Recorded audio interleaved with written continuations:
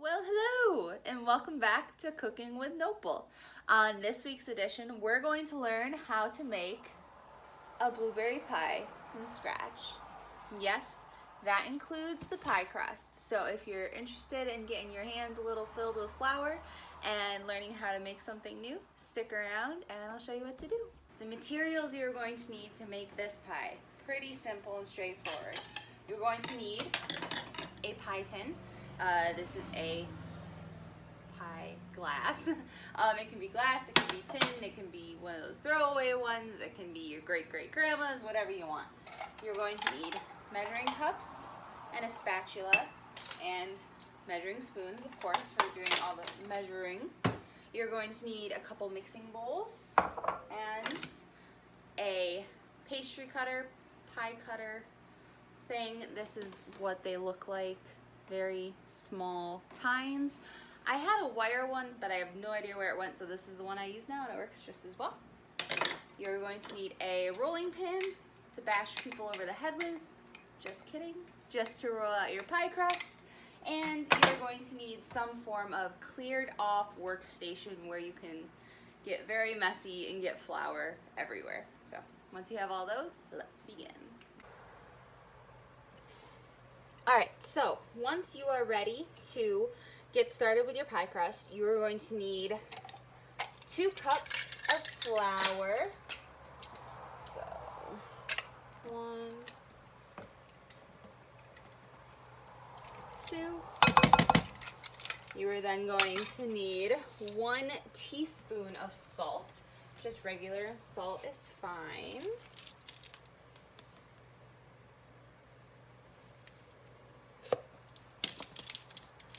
And last but not least, 3 cups of either butter or 3 cups, that's a lot of butter shortening. 3/4 cup, either butter or shortening, some sort of fat to put in there. If you want to make this more of a vegan option, definitely go with shortening. If you don't want to use butter, go with shortening. I like butter. I really like butter. I used to be the kid who would eat butter out of butter sticks, if that tells you anything about me. But it also gives the pastry just a little bit of a richer taste. So you're going to want to go ahead and cube your butter like so. And go ahead and just plop it in there. It's okay if it's room temp, just a little soft, but you do not in any way want it to be melted. Because with pie crust, the more cool you have, the better. So then, once you're ready, take your pastry cutter, which already has flour on it, and you're just going to cut the butter into the flour and salt. And you want it to end up kind of looking like coarse sand.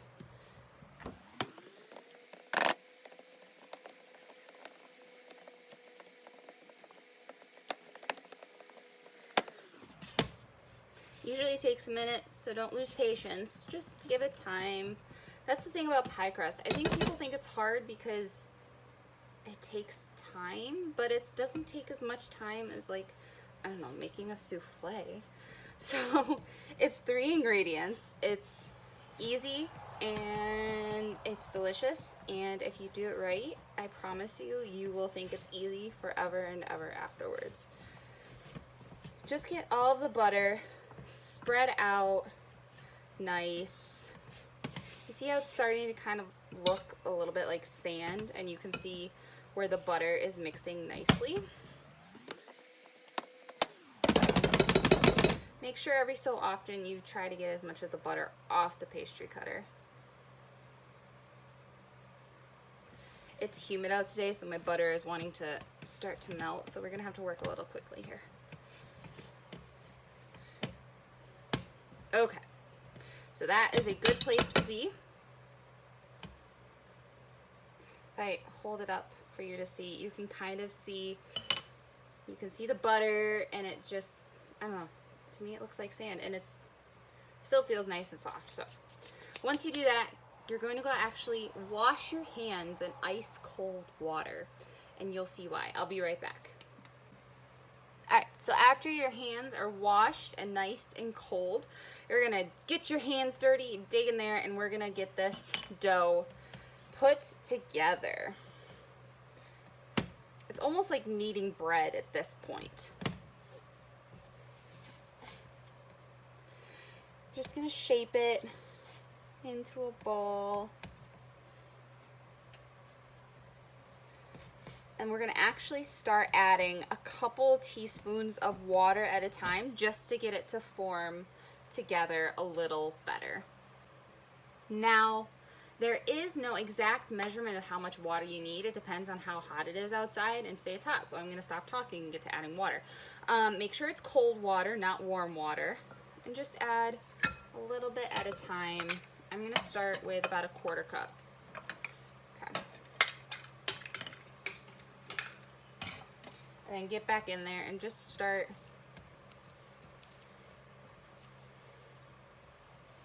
getting it together.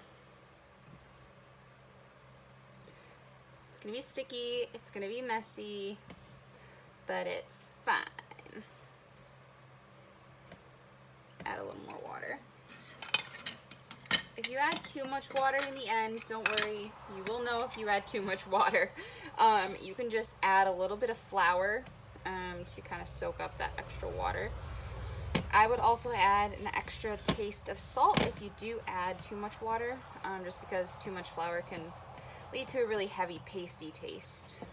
There we go. So I used probably a little more than a 1/4. So what's that, 3/8? Sure, we'll go with 3/8. I'm not good at math. All right, so this is what my pastry ball looks like in the end.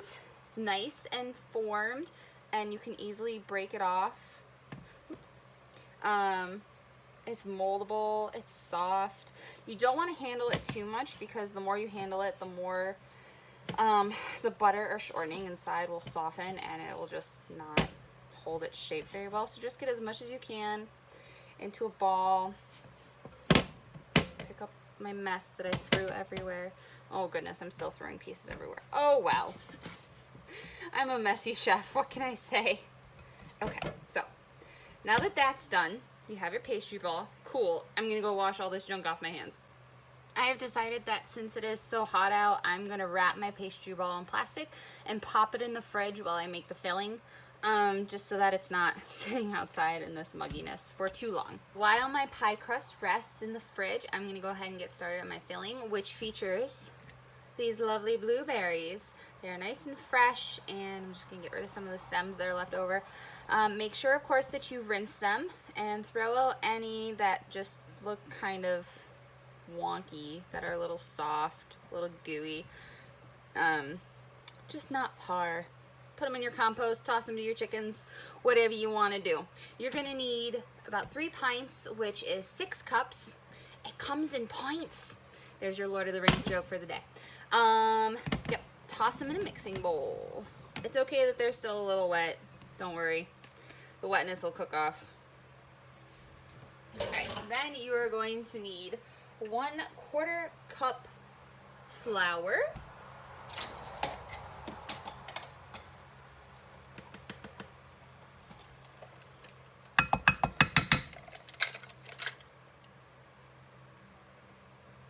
¾ cup sugar.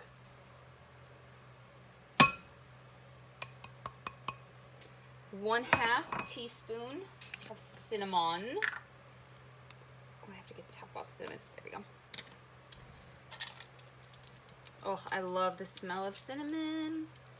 Just makes me think of fall, and then Christmas, and of course Thanksgiving, which is my favorite holiday. I'm just sick of the heat. Okay, 1/2 teaspoon cinnamon. I'll stop ranting about the heat.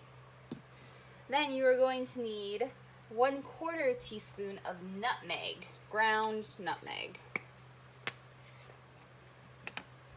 Nutmeg.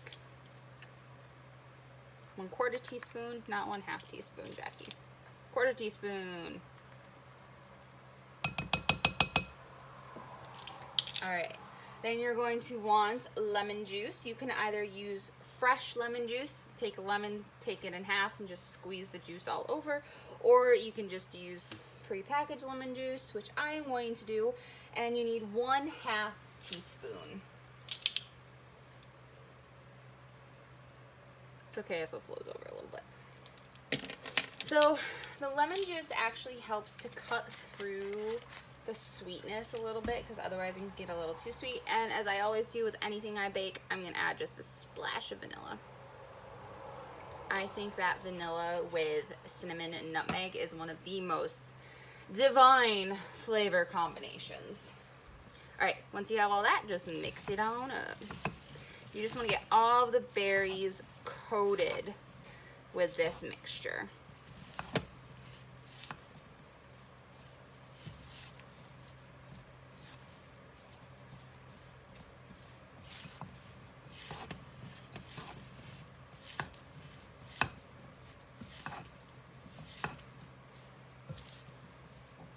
Spread everything evenly throughout. I have a glob of sugar that is like clinging on for dear life here.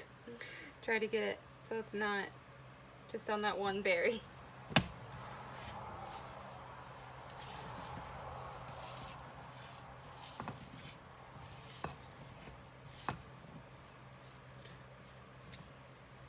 All right. So once we have that, we are ready to start assembling our pie crust. Don't worry, this is painless. I'll walk you through it. Alrighty, we're ready to start assembling. Go ahead and get your pie crust out of the fridge. Get your pie tin, glass, whatever you're using, and you're gonna wanna grease it first thing. You can either use shortening, like I'm gonna do, or you can use butter. I've just always used shortening. Oh, I got a lot of shortening on there. Whoops, too much. Okay. It's so hot, it's just melting. At this point, you're also going to want to turn your oven on to 425. 425 degrees Fahrenheit. Alright, nice and greased. Now what you're going to do, take your pie tin and just set it off to the side where it can be easily accessed. Go ahead and unwrap your pie dough. And you are going to take your ball and just, it doesn't have to be perfect, split it in half. If anything, if you have a thicker ball, if one side ends up being more than the other, that is the one you are going to want to use for your base. So I'm going to use this one for my base. I'm going to wrap up the other one and put it back in the fridge for a minute. I don't need it just yet. Alright, so we've got our base. Now we are going to want to flour our surface very liberally. This is where things can go fun.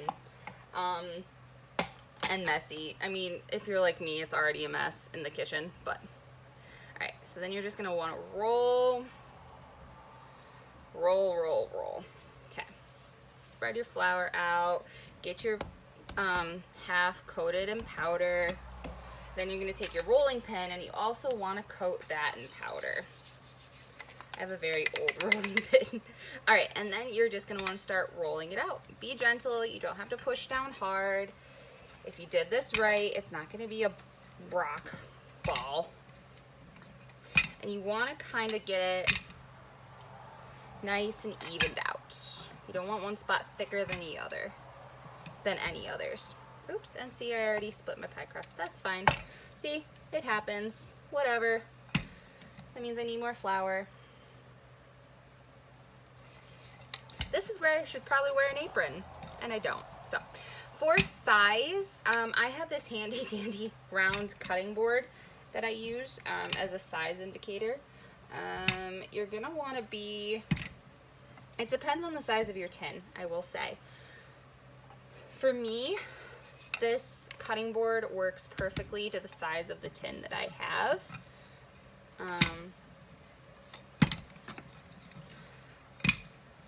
So let me just get this evened out a little bit. It's a little thicker over here, so I'm just gonna, when you roll, by the way, start at the middle and roll outwards and just kind of almost like rule of fifths. So 1, 2, 3, 4, 5, if that makes sense. And if something splits, if there's a hole, don't worry about it. You can patch it later. The edges aren't going to be perfect. It's fine. Okay, so that's how big I want it. If I put my pastry dish in the middle, you can see I have a nice ring all the way around. And that's what we want, so that I can have enough dough to flip to the outside and still have enough to crimp the edges really prettily. All right, now the part where I always mess up is getting this off of here and into, yes, I admit, I freely admit I mess up a lot. All right, so roll like so, pray it doesn't fall off, and then all you do is just flop it on in. Look at that. Ha ha ha ha. All right. Just kind of pick your edges up, press it gently down in.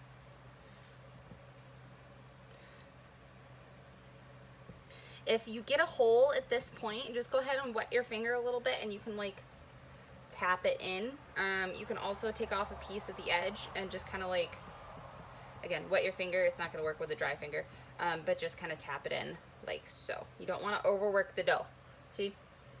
I overworked it and now it's too thin. That's okay. We're just going to leave it be.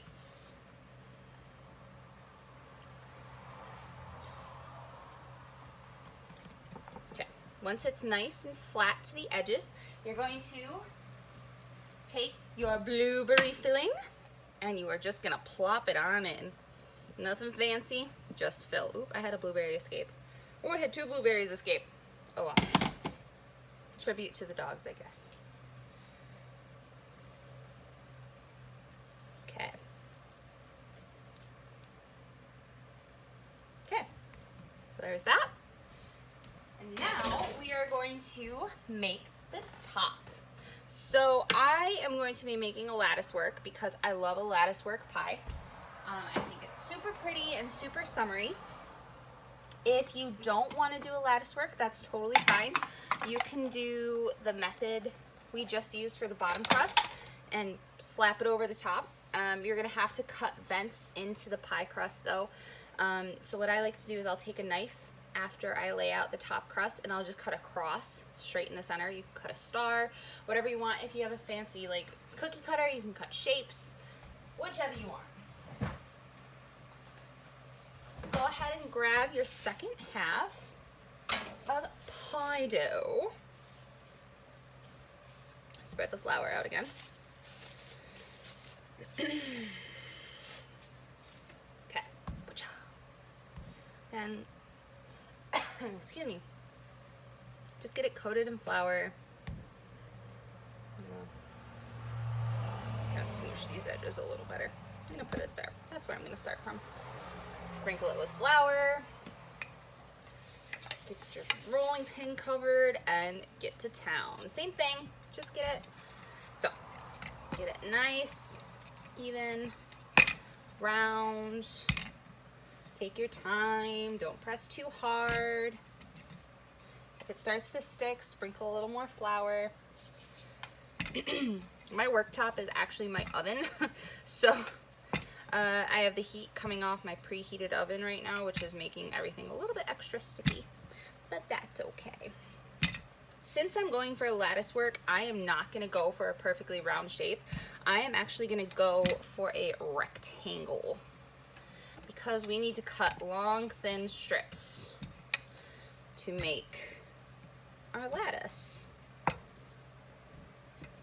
Sticking really a lot there. Okay. So you're gonna need about 15-20 strips. So 1, 2, 3, 4, 5, 6, 7, 8, 9, 10. A little more.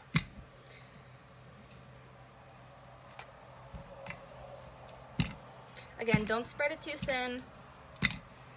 Just get it to where it's happy. I am not going to go any thinner than that because you can see it's starting to get kind of thin. So next you're going to need either a pastry cutter, just stepped in that blueberry, a pastry cutter, a knife, or a pizza roller. I'm going to go find mine.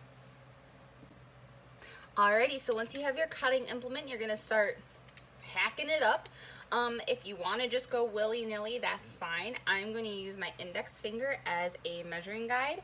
So I start at the edge and just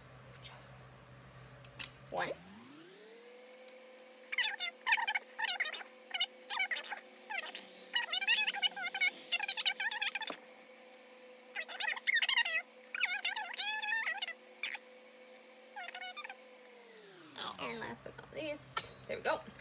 this little bit of extra, which my mom will like because she loves to eat pie dough.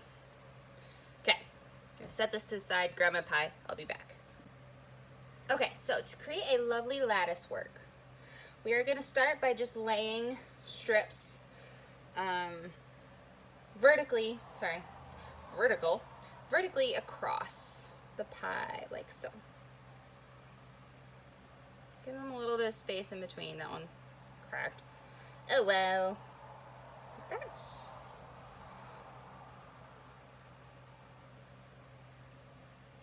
Give them like about a finger's width in between, I would say.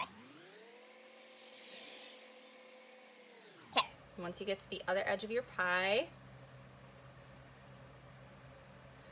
I'm going to use one of my small strips just to seal off the edge here, just in case.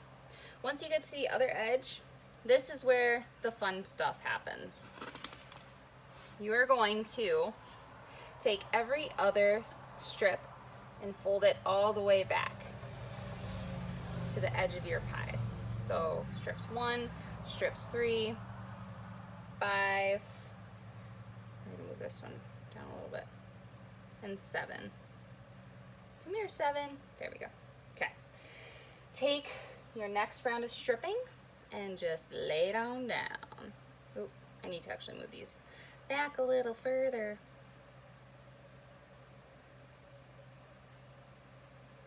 Okay.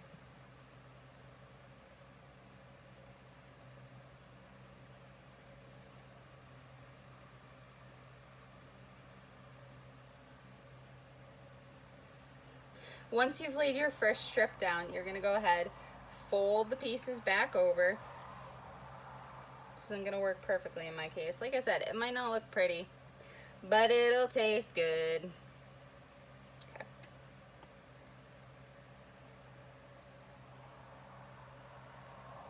And then you're going to do the next set of strips. Just fold them back over.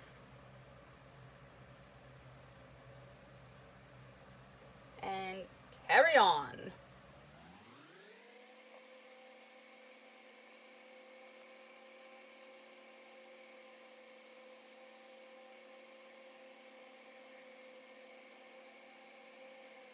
Just keep alternating back and forth between odd and even number strips, and lay down your inside strips like so, and you'll get that lovely basket weave. Just take your time, there's no rush.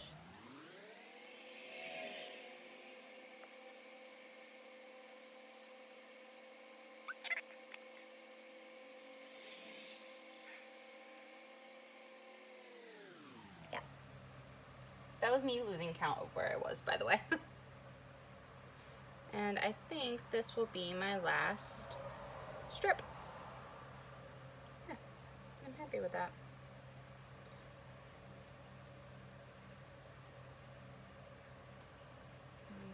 Apart. Doesn't like the heat. There we go. Perfect. All right, get all your extra little pie crust bits out of the way. We're gonna need some room for this next part. All right, so next you're gonna take a pair of nice sharp scissors and you're gonna trim along the edge. See if I can pick this up. Oh, I can't pick it up very high, sorry. But you're gonna trim off until just below the rim of your pie tin. All the way around. If you've ever seen Snow White, she does this while singing to little birds, making a pie. My strip of pie dough is not gonna look as pretty as Snow White's. Just a forewarning.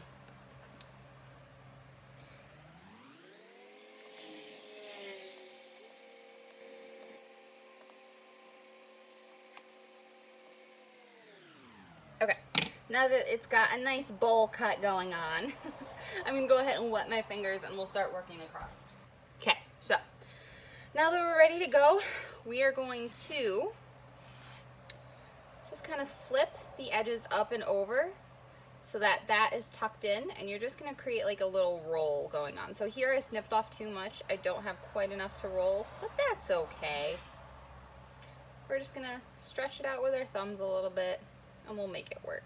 You can see it's already really super flaky, so I cannot wait to eat this thing. I just love pie so much. Yeah.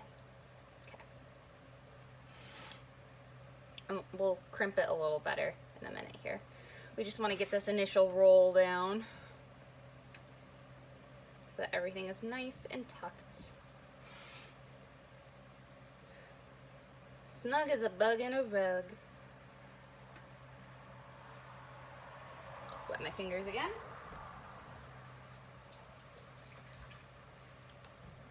Okay, now that everything is nice and rolled, I'm just gonna add a little bit extra pastry. Fingers are too wet. A little extra pastry to these bits so that I have something to work with.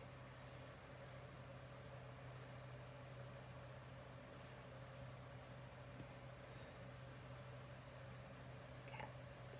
So now to crimp, which is the pretty like fluting part you see on pies.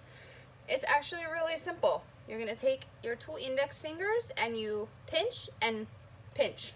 So you're gonna pinch together and then pinch together. So we pinch and pinch.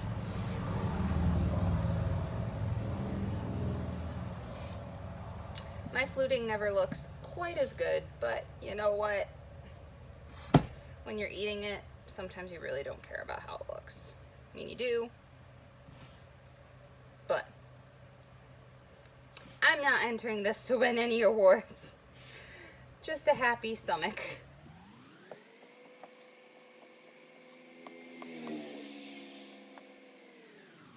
There. Ta-da!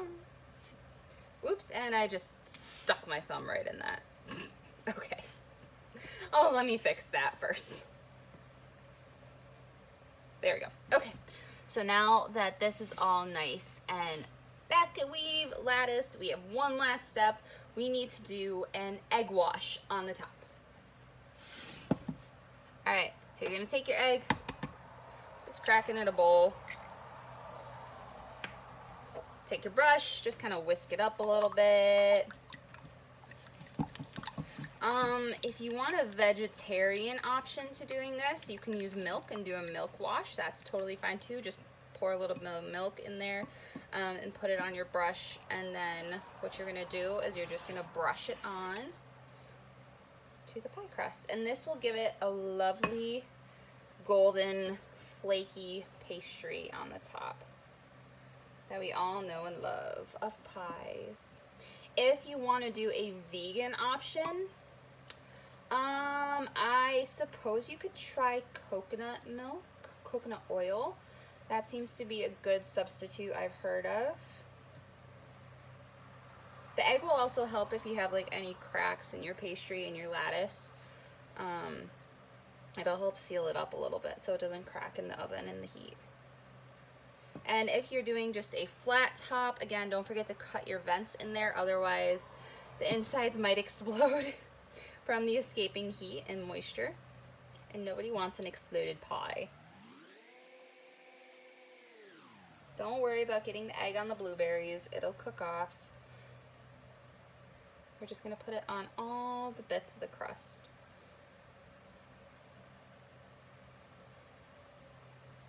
So if you don't want to do blueberries, you can also do blackberries.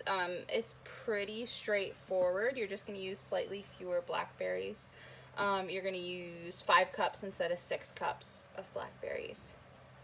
So you have some substitution options. You can also, of course, do any kind of fruit pie that you want, really. I love a good strawberry rhubarb pie. It's slightly out of rhubarb and strawberry season, but of course you can still get them in the grocery store.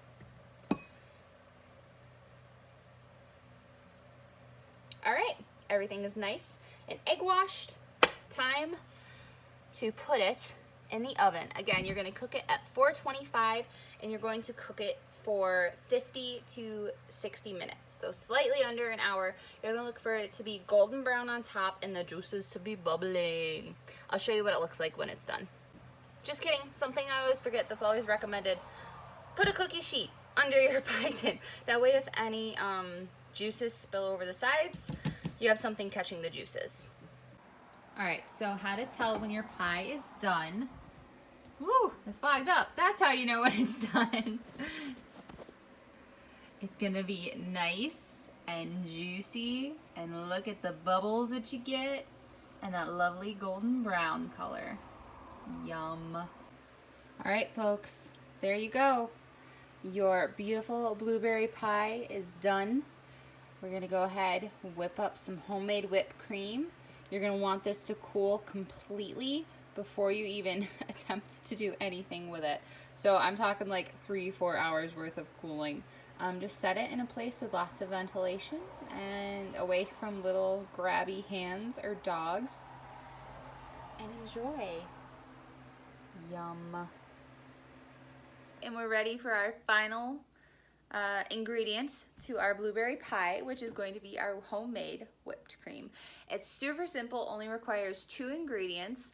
If you want to take the easy way and just use a can of Ready Whip or a Cool Whip, do you, whatever you want to do, but I'm going to be making my own. All you need is heavy whipping cream and white granulated sugar. I'm going to be using 1 cup of heavy whipping cream and 1 tablespoon of white granulated sugar.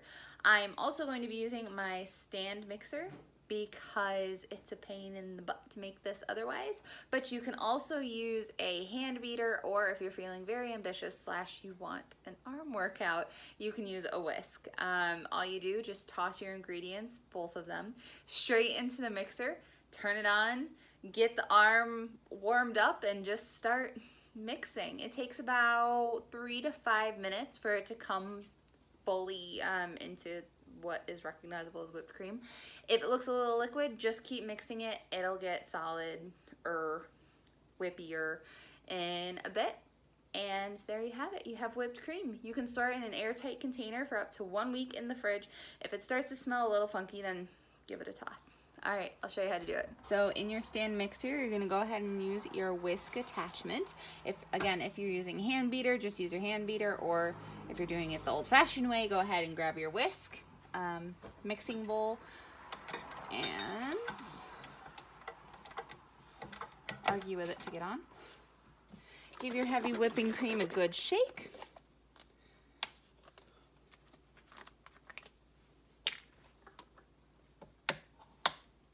And just add your ingredients.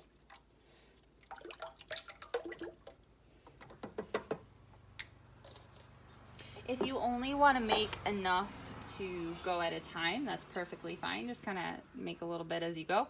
You'll just obviously use less granulated sugar. Mine of which is all stuck together. There we go. And the sugar is just a taste. You don't necessarily have to add in sugar. That's totally fine. Just turn it on and do the thing.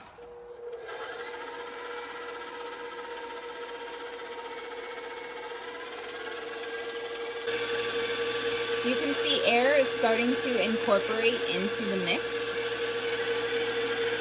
which is what you want to happen. That's what makes whipped cream. Alright, we're at the 2-minute mark, and you can see how it's starting to hold a bit of a shape in there.